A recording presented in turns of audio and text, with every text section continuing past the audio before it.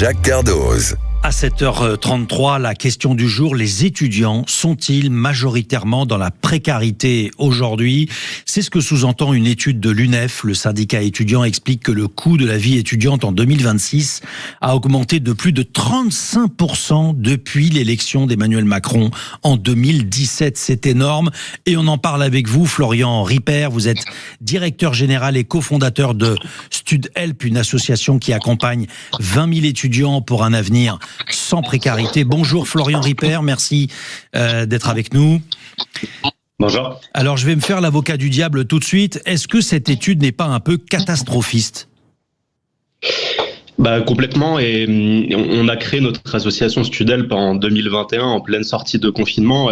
5 ans plus tard, on pensait ne plus être là parce qu'on pensait que la précarité étudiante n'existerait plus parce que les étudiants trouveraient des jobs étudiants, des stages, des alternances, mais force est de constater malheureusement qu'elle est de plus en plus grandissante et que surtout que depuis 5 ans, les demandes sont de plus en plus urgentes.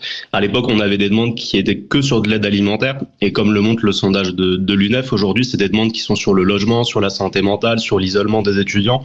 Et c'est des demandes qui sont un petit peu en 360 et qui touchent plus uniquement l'aide alimentaire, mais qui sont forcément aussi sur d'autres thématiques tout aussi importantes. Ce qui signifie que l'étude n'est pas catastrophiste. Vous pensez que l'étude est juste ? L'étude, complètement. Nous, on a un sondage aussi qu'on réalise auprès de nos bénéficiaires. Et je peux vous donner aussi un chiffre que j'ai sous les yeux sur la situation financière de nos bénéficiaires, de nos étudiants qui font des distributions alimentaires régulièrement chez nous. On a plus de 59% d'entre eux qui ont un reste à vivre, du coup, qui est de moins de 100 €. La situation aujourd'hui, malheureusement, elle est catastrophique. Nous, quand on fait des distributions alimentaires pour 200, 300, 500 étudiants, au bout de 2 minutes, les 500 inscriptions sont déjà réalisées par les étudiants qui sont de plus en plus dans un besoin assez catastrophique, malheureusement. Vous avez vu cette année, pour la première fois, vous dites, des étudiants dormir dans la rue ? Complètement. Et c'est ce qui nous a vraiment alerté et choqué aussi, c'est qu'on a beaucoup d'étudiants qui sont à la fois bénéficiaires et qui sont aussi bénévoles auprès de nos antennes de StudHelp. On s'est rendu compte qu'on en a certains d'entre eux qui nous le précisaient pas forcément, mais qui étaient dans des situations catastrophiques. Et effectivement, certains dormaient dehors, étaient dans des situations vraiment hyper alarmantes. Il y en a qui cumulent des jobs étudiants qui font des études de 9h à 18h et de 18h à 22h ou jusqu'à 4h du matin font un job étudiant. Mais Florian Ripper, je m'arrête là-dessus une seconde. Ça veut dire quoi, dormir dans la rue ? Vous les avez vus occasionnellement être en galère ou bien ils sont devenus SDF par la force des choses ?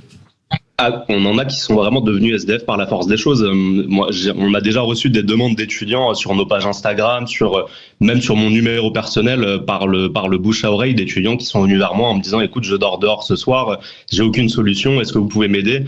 Les CROUS aujourd'hui sont complètement débordés. Les situations d'urgence, finalement, on se rend compte que c'est pas via les services de l'État qu'on arrive à trouver des solutions d'urgence pour les étudiants, mais finalement c'est via la solidarité et l'engagement citoyen. Très souvent, les solutions qu'on a réussi à trouver, c'est via des bénévoles ou via d'autres étudiants qui se mobilisent pour aider ces étudiants qui dorment dehors, qui sont dans des situations compliquées. Florian Ripper, ça veut dire quoi ? Ça veut dire que leur précarité, elle est pérenne tout au long de l'année étudiante ? Ou bien ça veut dire qu'ils bricolent, qu'ils passent de logement en logement, qu'ils se font loger tantôt chez un copain, tantôt chez une tante, et que parfois ils sont en galère et qu'ils dorment dans la rue. Je voudrais comprendre, si vous voulez, c'est pas la même chose que d'être totalement en marge et dans la rue et en même temps aller dans une université, ou bien bricoler. Alors l'exemple de l'étudiant que je vous prenais, on en a un qui dormait dans un squat malheureusement en région parisienne. Il a dormi dans un squat pendant plus de 8 mois durant toute son année scolaire. Son université n'était pas du tout au courant. Nous, il venait faire du bénévolat chez nous, on n'était pas non plus au courant. Et le concept de StudHelp, c'est du marrainage d'étudiants. Donc c'est des particuliers qui font des courses pour les étudiants. Et là, en l'occurrence, dans ce cas-là, c'est sa marraine qui nous a prévenu justement de cette situation catastrophique pour l'étudiant. On a aussi un chiffre, nous, qu'on a sorti auprès de nos bénéficiaires, c'est qu'on en a 8% qui ont déjà perdu leur logement au cours de l'année. Et les raisons, c'est pour 30% à cause de la hausse des loyers, pour 20% c'est à cause de problèmes administratifs et pour 11% c'est à cause de l'insalubrité de leur logement. Florian Ripper, vous êtes directeur général et cofondateur de StudHelp. C'est une association qui accompagne des étudiants. Vous faites quoi exactement ? Vous les aidez, c'est ça ? Vous les accompagnez pour éviter qu'ils soient dans la précarité ? Le concept principal, c'est du marrainage d'étudiants. C'est des particuliers qui vont s'inscrire pour faire des courses pour des étudiants qui sont dans le besoin. Vous, demain, à Jacques Cardos, vous pouvez vous inscrire et aider un étudiant qui est au plus proche de chez vous. Et l'aider à hauteur de ce que vous pouvez offrir. Ça peut être 10, 15, 20, 30 euros par mois. Et surtout, l'aide alimentaire est le point d'entrée, mais ça permet de créer du lien social entre l'étudiant et la personne qui va aider. Et ça permet parfois aux étudiants de pouvoir compter sur une seconde famille. Alors, sur la question du travail, je vais sans doute vous choquer et prendre l'habit de celui qui se dit « Oh, c'est pas si choquant que ça ». Pour beaucoup, travailler lorsqu'on est étudiant, ça forme, ça permet aussi de voir autre chose que ses études, peut-être d'avoir quelques opportunités. Est-ce que c'est vraiment un problème de travailler lorsqu'on poursuit des études ? Je suis d'accord que d'avoir un job étudiant de 18h à 20h quand on fait 9h, 18h en école de commerce, en université, ça peut paraître normal. Mais nous, ce qu'on voit sur le terrain, c'est que les étudiants sont obligés de cumuler 2, voire 3, voire 4 jobs étudiants en complément de leurs études. Et je vous donne un cas concret. On a un étudiant qui est à l'université dans l'urbanisme, qui fait 9h-18h à l'université dans le 77. De 18h à 23h, il fait un deuxième job étudiant, et de 23h à 4h du matin, il est agent de sûreté dans une gare à la SNCF. C'est quoi son deuxième job ? Et son deuxième job, il travaille dans la restauration. Ouais. Et donc, ce qui fait qu'il enchaîne de 4h, donc il termine à 4h du matin, et à 8h du matin, il réenchaîne avec ses études. C'est strictement impossible. Même à 20 ans, on peut pas faire face à ça. J'essaie de trouver des points positifs. Emmanuel Macron avait quand même mis en place le fameux repas à 1 euro. On en est où ? Ça fonctionne, ça, ou pas ? Ça fonctionne, mais force est de constater encore une fois que les files d'attente sont de plus en plus nombreuses dans les restaurants Crous. Déjà en termes de logement, ils sont complètement dépassés par la demande parce qu'aujourd'hui les demandes sont de plus en plus importantes et de plus en plus urgentes de la part des étudiants. Le repas du Crous à 1 euro, finalement, c'est peut-être un petit peu l'arbre qui cache la forêt parce qu'aujourd'hui vous avez d'autres lois qui touchent notamment les étudiants internationaux.